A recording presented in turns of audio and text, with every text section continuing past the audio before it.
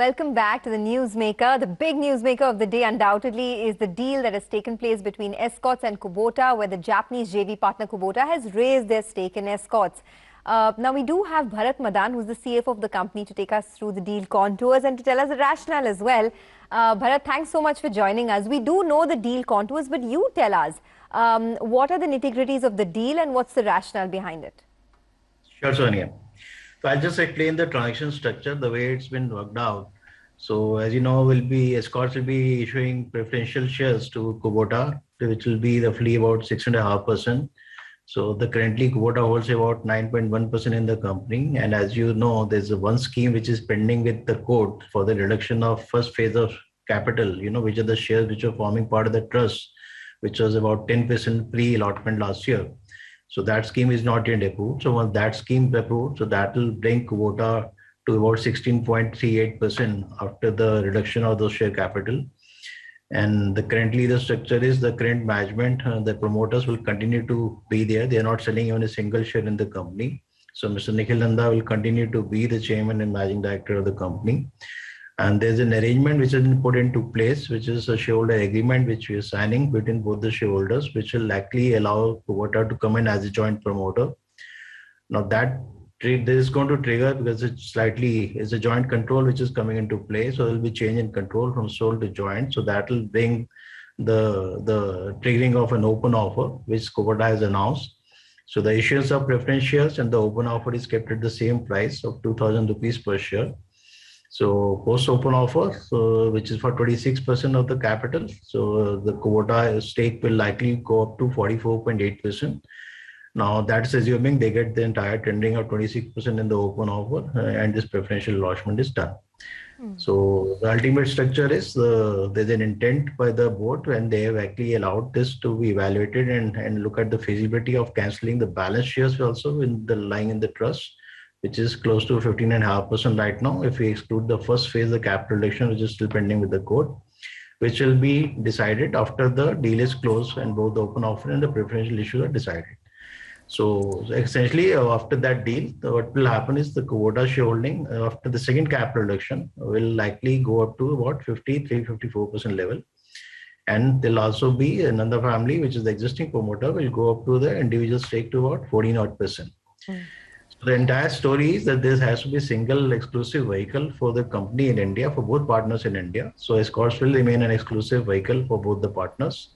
So the existing JVs which we have right now with Kubota, both Escorts Kubota India, which is for manufacturing, as well as the sales JV, which is Kubota Agri Machinery India, both will eventually get merged into Escorts. So it will be a single entity, obviously subject to fulfillment of certain conditions. So that will become a single entity for both the partners in India. So that is the brief structure of the transaction. Okay, so you said that Kubota's stake will eventually go to about 53 to 54% and the Nanda family stake will be at 14%. Just a two-part follow-up here. At any point, will the Nanda family look to sell that 14% stake in the near future? Any talks on that at all? And any change in the management structure post this deal coming through? No, so there's no intent of selling any shares by the existing promoters. So they'll continue to hold those shares. Even in the agreement, there are no call options or drag rights against the promoters. So they will be in the joint control. But the intent, this is a very unique deal. It's not really a change of control happening here, to going to another acquirer.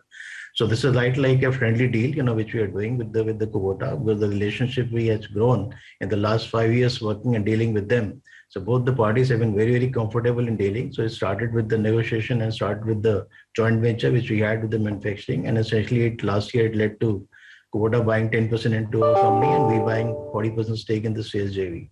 Now, after working together, I think we feel there's a good relationship, which is in the trust, which has been built between both the partners and both are willing to take the next step. So this is the intent of the deal. So both partners will continue to be there and they'll jointly control this company. Mr. Nikhil Nanda will continue to be a chairman and managing director of this company, and there will not be any change in the management structure of this company. Mr. Madan, thanks for joining in and congratulations on the big deal. You explained it very nicely, the whole structure on way the deal will go through. Just to reiterate, the first will be a preferential issue to Kubota of 6.5%, then an open offer.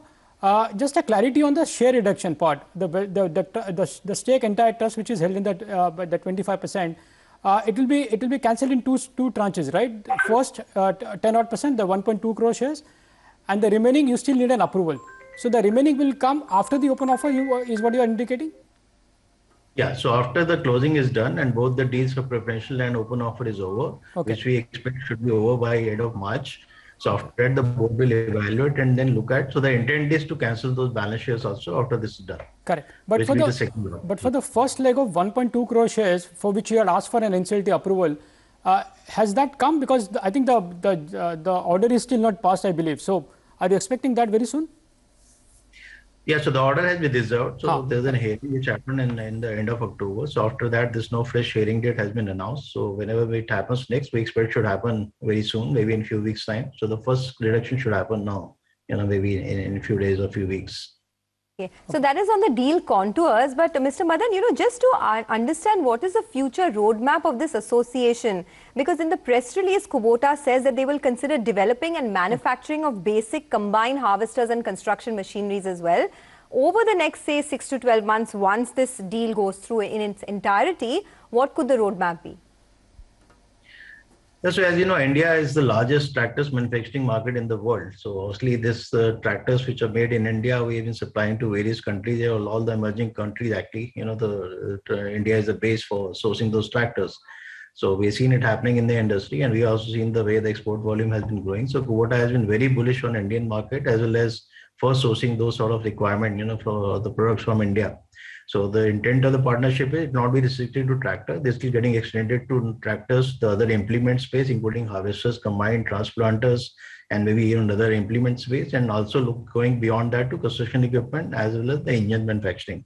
So Kubota has a very large business into the engine supplies to the industry, to the industrial machinery segment. So that's also the intent. They'll also lend up in manufacturing engine and putting the base in India. Mr. Madan, you very clearly said that promoters are not getting anything, so they are not selling a single share. In that case, what is the rationale or the motivation for such a deal? To get Kubota in, making them a co-promoters in the company. What's the rationale like? What's the large thinking, and what do you think the road ahead for Escorts in partnership with Kubota? See, one, like I said, obviously is to get a very clear corporate structure, because earlier there was a convoluted structure because of the trust holding, which has been creating quite a confusion, and we've been getting many concerns from the institutional investors, especially on this corporate structure. So that obviously will get cleaned up. Second, the intent is to have the single vehicle in India. So right now operating multiple entities also leads to some conflicts, which can happen. So having a single vehicle in India avoids those conflicts. So it is very focused effort that what this single entity which needs to be grown. I think from the partners perspective, obviously this is a very great partnership. It opens up gate for Escorts, to access the technology which Kubota already has.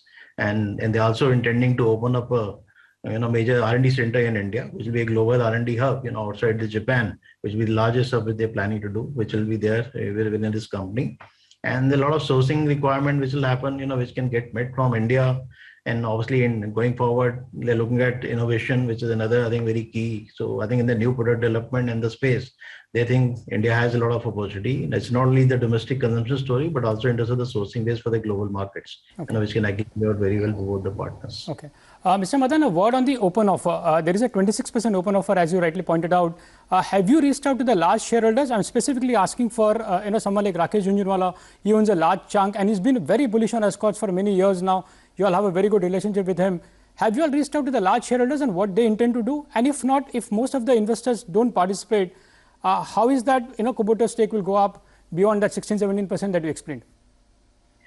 No, we're not reached out to any of the large investors. Obviously, the first deal was to be done and to be signed up, so which has happened today. Obviously, Kubota will be making the public announcement and going ahead with the open offer process, and maybe they will get in touch with those institutional investors in due course of time. Obviously, at this point in time, it's very difficult to say whether they will actually be successful in getting that 26% offer or not. The price they have offered is quite attractive, looking at the current market price and the fair value of the company. So I think there's a good chance for the investors, to tender their shares, especially in not only institutional, but also maybe from the retail side. But yes, we're not able to keep our fingers crossed. So really, it's very difficult to predict how much will be the tendering which can happen in this open offer. Okay. Apart from the tractor business, Kubota also is into heavy engineering, and Escorts has a construction vertical too, which has done quite well. I mean, in Q2, volumes went up over there about 30%. Anything on that side that Kubota will bring to the table, and what kind of growth could we be looking at in the construction vertical? Yes, the scope of the collaboration actually extends to construction equipment space too. So I think it's not just the agriculture business. So both on the construction equipment space and the engine, like you said, and the implement, I think all these four will be the key pillars on which they're going to build their business on. Kubota has a very large presence in the mini excavator segment, and the single product line, which is about $3 billion product line for them globally, and they're the market leader in that category. So their interest is to be into this segment, and they'll work with us really in growing that business further, not only in India, but also for the global markets. All right, we leave it at that. Mr. Madan, thank you so much for joining us. And once again, congratulations on this deal. So that's the big deal that has taken place in the tractor industry. Thanks so much for watching.